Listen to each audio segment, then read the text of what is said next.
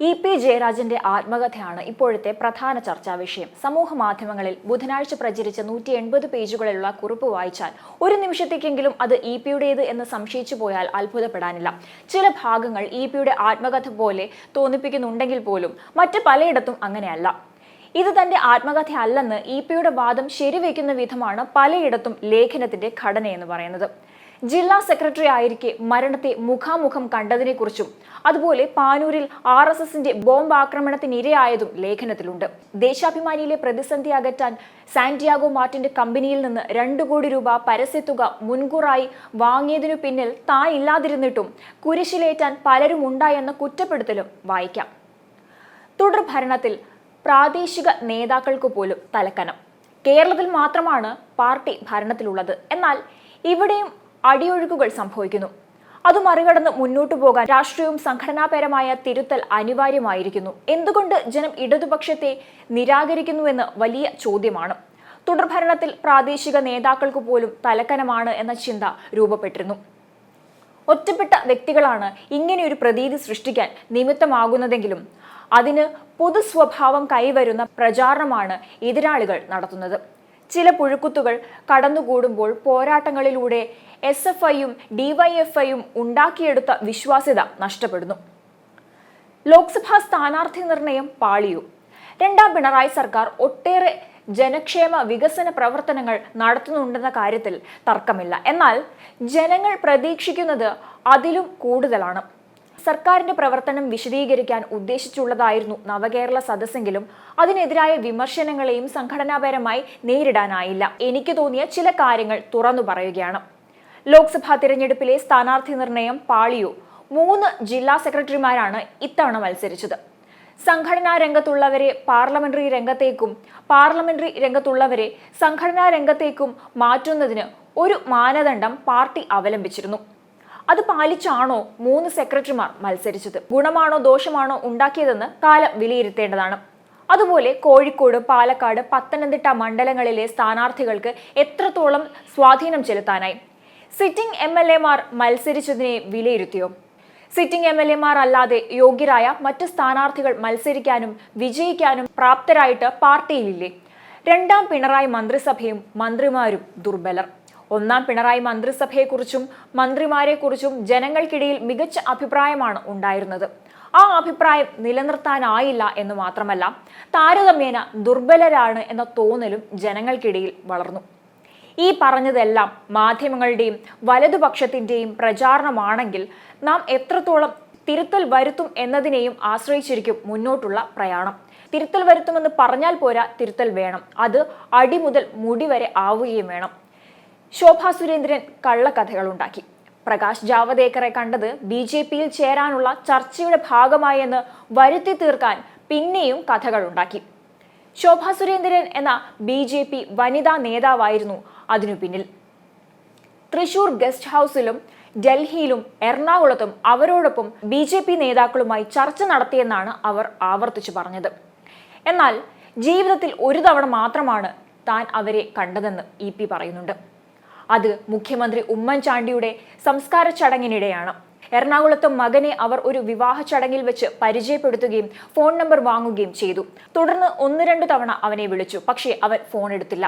എന്നിട്ടും അവർ എത്ര നിസ്സാരമായാണ് തികഞ്ഞ ആധികാരികതയോടെ പച്ചക്കള്ളം പറഞ്ഞത്. അതുപോലെ K. സുധാകരൻ ഒരു ക്രിമിനൽ സംഘത്തലവനെന്നും ഈ പുസ്തകത്തിൽ പറയുന്നു. കണ്ണൂരിൽ 100 കണക്കിന് പ്രവർത്തകരെ കൊന്നു തള്ളിയിട്ടും കലിയടങ്ങാത്ത ക്രിമിനൽ സംഘത്തിന്റെ നേതാവാണ് K. സുധാകരൻ എന്നാണ് പറയപ്പെടുന്നത്. അന്ന് പാർട്ടി സംസ്ഥാന സെക്രട്ടേറിയറ്റ് അംഗമായിരുന്ന പിണറായി വിജയൻ അല്ലെങ്കിൽ ഞാൻ എന്നതായിരുന്നു അവരുടെ ലക്ഷ്യം. ജാവദേക്കർ സന്ദർശനത്തെക്കുറിച്ചും പറയുന്നുണ്ട്. പാർട്ടി തന്നെ മനസ്സിലാക്കിയില്ല. ലോക്സഭാ തിരഞ്ഞെടുപ്പ് തോൽവിക്ക് കാരണം ജാവദേക്കറുടെ സന്ദർശനവും തന്റെ വെളിപ്പെടുത്തലുമാണെന്ന് വരെ കഥയുണ്ടാക്കി. തന്നെ LDF കൺവീനർ സ്ഥാനത്ത് നിന്ന് ഇതാ മാറ്റാൻ പോകുന്നു എന്നുവരെ വാർത്തകൾ സൃഷ്ടിച്ചു. തിരഞ്ഞെടുപ്പ് തോൽവിയുടെ കാരണങ്ങളിൽ അതില്ലെന്ന് സംസ്ഥാന സെക്രട്ടറി പിന്നീട് വ്യക്തമാക്കി എന്നിങ്ങനെയുള്ള വിവരങ്ങളും ഈ പുസ്തകത്തിൽ നൽകിയിരുന്നു. എന്നാൽ അതിനുശേഷം ചേർന്ന സംസ്ഥാന സെക്രട്ടേറിയറ്റ് യോഗത്തിലാണ് LDF കൺവീനർ സ്ഥാനത്ത് നിന്നും തന്നെ മാറ്റാൻ തീരുമാനിച്ചതെന്നും ഇക്കാര്യത്തിൽ തനിക്കുണ്ടായ പ്രയാസം മറച്ചുവെക്കുന്നില്ല എന്നും അത് ഏതെങ്കിലും പദവി നഷ്ടപ്പെട്ടു എന്ന പ്രയാസമല്ല, തന്നെ ഈ വിഷയത്തിൽ പാർട്ടി മനസ്സിലാക്കിയില്ല എന്നതാണ്. മാത്രമല്ല, താൻ പാർട്ടി കേന്ദ്ര കമ്മിറ്റി അംഗവുമാണ്. താനുമായി ബന്ധപ്പെട്ട വിഷയങ്ങളിൽ അന്തിമ തീരുമാനം അവിടെയാണ് ഉണ്ടാകേണ്ടതെന്നും ഈ വിഷയത്തിൽ പാർട്ടി എടുത്ത നിലപാട് തന്നെക്കുറിച്ച് പ്രവർത്തകരിലും അണികളിലും തെറ്റിദ്ധാരണ പരത്താൻ ഇടയാക്കിയെന്നും ഇ.പി. ജയരാജന്റെ പേരിൽ പുറത്തുവന്ന പുസ്തകത്തിൽ പ്രതിപാദിക്കുന്നു. ഭാര്യയുടെ ഫോട്ടോ മോർഫ് ചെയ്ത വിഷയവും അതിൽ പ്രതിപാദിക്കുന്നുണ്ട്. തന്റെ ഭാര്യയുടെ ഫോട്ടോ മോർഫ് ചെയ്ത് പ്രചരിപ്പിച്ചതിനെക്കുറിച്ചും തിരുവനന്തപുരത്തെ ബി.ജെ.പി. സ്ഥാനാർത്ഥി രാജീവ് ചന്ദ്രശേഖറിന്റെ അടുത്ത് ഒരു വനിതാ കേന്ദ്രമന്ത്രിയിരിക്കുന്ന ചിത്രത്തിൽ നിന്ന് അവരുടെ തല വെട്ടിമാറ്റി ഇന്ദിരയുടെ തല വെച്ചായിരുന്നു പ്രചരണമെന്നും ഇ.പി. ജയരാജന്റെ പേരിൽ പ്രചരിക്കുന്ന പുസ്തകത്തിൽ പറയുന്നു. ഒപ്പം സരിന്റെ സ്ഥാനാർത്ഥിത്വത്തെക്കുറിച്ചും ഈ പുസ്തകത്തിൽ പരാമർശിക്കുന്നുണ്ട്. ഡോക്ടർ പി സരിൻ തലേ ദിവസം വരെ UDF സ്ഥാനാർത്ഥിയാകുമെന്ന പ്രതീക്ഷയിലായിരുന്നു. അത് കിട്ടാതായപ്പോൾ ഇരുട്ട് വെളുക്കും മുൻപേ മറുകണ്ഠം ചാടി. ശത്രുപാളയത്തിലെ വിള്ളൽ പരമാവധി മുതലെടുക്കണമെന്നത് നേര്. ഇത്തരത്തിൽ സ്വതന്ത്രരെ പക്ഷം നിർത്തുന്നതിനെക്കുറിച്ച് EMS പലകുറി പറഞ്ഞിട്ടുണ്ട്. പല ഘട്ടത്തിലും നമുക്കത് പ്രയോജനപ്പെട്ടിട്ടുമുണ്ട്. എന്നാൽ വയ്യാവേലിയായ സന്ദർഭങ്ങളും നിരവധിയാണ്. PV അൻവർ അതിലൊരു പ്രതീകമാണെന്നും ഇ.പി.യുടെ പേരിലുള്ള പുസ്തകത്തിൽ പരാമർശിക്കുന്നു. ഒപ്പം സരിനെ സ്ഥാനാർത്ഥിയാക്കിയത് ശരിയോ തെറ്റോ എന്നത് കാലം തെളിയിക്കട്ടെ എന്നും പറയുന്നുണ്ട്. ആത്മകഥ എന്ന പേരിൽ പ്രചരിക്കുന്ന ലേഖനത്തിലെ മറ്റൊരു ഭാഗം ഇങ്ങനെയാണ്. ചിലർ വാഴ്ത്തുന്നത് പോലെ ധീരസാഹസികതയുള്ള വ്യക്തിയായിരുന്നോ MV രാഘവൻ എന്ന് ചോദിച്ചാൽ 1.5 പതിറ്റാണ്ടോളം ഒന്നിച്ചു പ്രവർത്തിച്ച തന്റെ ഉത്തരം അല്ല എന്നാണ്. ഇതും ലേഖനത്തിൽ കുറിച്ചിരുന്നു. ജില്ലാ സെക്രട്ടറി ആയിരിക്കെ മരണത്തെ മുഖാമുഖം കണ്ടതിനെക്കുറിച്ചും പാനൂരിൽ RSSന്റെ ബോംബ് ആക്രമണത്തിന് ഇരയായതും ലേഖനത്തിലുണ്ട്. ദേശാഭിമാനിയിലെ പ്രതിസന്ധി അകറ്റാൻ ലോട്ടറി രാജാവായ സാന്റിയാഗോ മാർട്ടിന്റെ കമ്പനിയിൽ നിന്ന് 2 കോടി രൂപ പരസ്യത്തുക മുൻകൂറായി വാങ്ങിയതിനു പിന്നിൽ താൻ ഇല്ലാതിരുന്നിട്ടും കുരിശിലേറ്റാൻ പലരും ഉണ്ടായെന്നതിനെ കുറിച്ചുള്ള കുറ്റപ്പെടുത്തലുകളും അതിൽ വായിക്കാവുന്നതാണ്. ആത്മകഥയുടെ പുറത്തുവന്ന ഭാഗങ്ങളിൽ പല സംശയങ്ങളും പാർട്ടിക്കുള്ളിൽ തന്നെയുണ്ട്. ഹൈസ്കൂൾ പഠനകാലവും അതുപോലെ തന്നെ സംഘടനാ പ്രവർത്തനം തുടങ്ങിയതു മുതലുള്ള കാര്യങ്ങൾ ഉൾപ്പെടെ ഇ.പി.യുടെ തീർത്തും വ്യക്തിപരമായ പല കാര്യങ്ങളും ആത്മകഥയുടേതായി പുറത്തുവന്ന ഭാഗങ്ങളിൽ ഉള്ളതാണ് സംശയത്തിന് ഇടയാക്കുന്നത്. പാർട്ടി കോൺഗ്രസ് കഴിഞ്ഞു വരുന്ന വഴി വെടിയേറ്റതിന്റെ വ്യക്തമായ വിവരങ്ങളും ആ സമയത്ത് ചികിത്സിച്ച ഡോക്ടറുടെ പേരുമടക്കം പുറത്തു വന്ന ഭാഗങ്ങളിലുണ്ട്. ഇതോടൊപ്പം വിവിധ പാർട്ടി നേതാക്കൾക്കൊപ്പമുള്ള അദ്ദേഹത്തിന്റെ സ്വകാര്യ ശേഖരത്തിലുള്ള ചിത്രങ്ങളും ഉണ്ട്. ഇ.പി.യുടെ പൂർണ്ണ സമ്മതമില്ലാതെ ഇവ എങ്ങനെ DC ബുക്സിന് ലഭിക്കുമെന്നതാണ് പാർട്ടിക്കകത്തു നിന്നുള്ള സംശയം. വാർത്ത പുറത്തു വന്നയുടെ നിഷേധവുമായി ഇ.പി. ജയരാജൻ രംഗത്തെത്തിയെങ്കിലും പുസ്തകത്തിലെ തുറന്നുപറച്ചിൽ സൃഷ്ടിച്ച പ്രത്യാഘാതത്തിന്റെ അമ്പരപ്പിലാണ് പാർട്ടി. പിന്നാലെ ഇ.പി. ജയരാജൻ പറയുന്നതാണ് പാർട്ടി മുഖവിലയ്ക്ക് എടുക്കുക എന്നത് വ്യക്തമാക്കി സംസ്ഥാന സെക്രട്ടറി MV ഗോവിന്ദൻ തന്നെ രംഗത്തെത്തിയിരുന്നു. വോട്ടെടുപ്പ് ദിവസത്തിലെ പ്രതിരോധ തന്ത്രമായിട്ടാണ് ഇത് വിലയിരുത്തപ്പെടുന്നത്. പുസ്തകം എഴുതിയിട്ടില്ലെന്നും നിയമ നടപടിയുമായി മുന്നോട്ടു പോകുമെന്നും ജയരാജൻ പറഞ്ഞിട്ടുണ്ട്. വിവാദം അദ്ദേഹത്തിന്റെ അറിവോടെ അല്ലെന്നും വ്യക്തമാക്കിയിട്ടുണ്ട്.